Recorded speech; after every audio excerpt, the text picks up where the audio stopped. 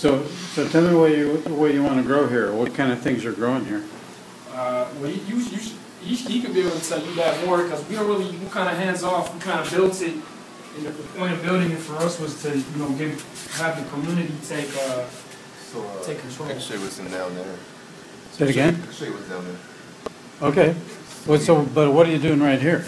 Right now, I'm getting ready to plant some more seeds. So I'm getting them started in here so that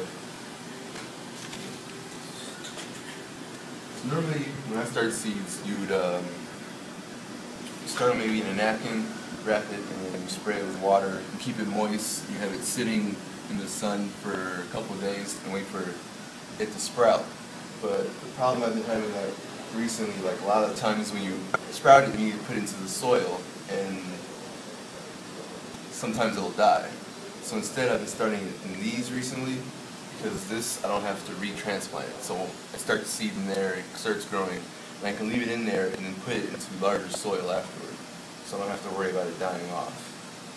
So Tell me what you got growing here. You have peppers and bean sprouts right here, and hopefully I'm going to get ready to move them outside. I'm going to put them outside on the roof. I'm building like I'm using a old bookshelf and wrapping it in tarp so that they'll be able to grow outside because they'll get way more sun. And down here, this is a row of peppers.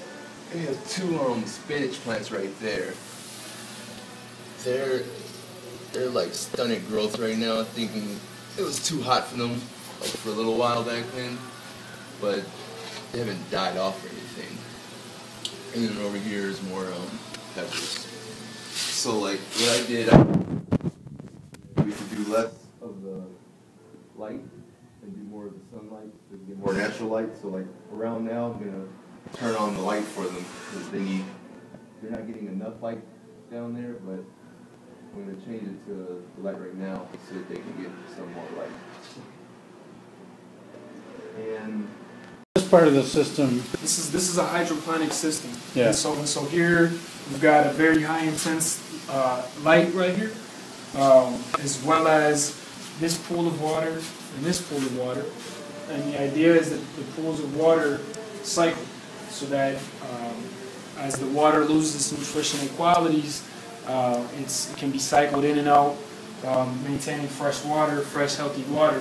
And so that's really the only part of this whole system that's on the grid. The rest of it just depends on the natural sunlight.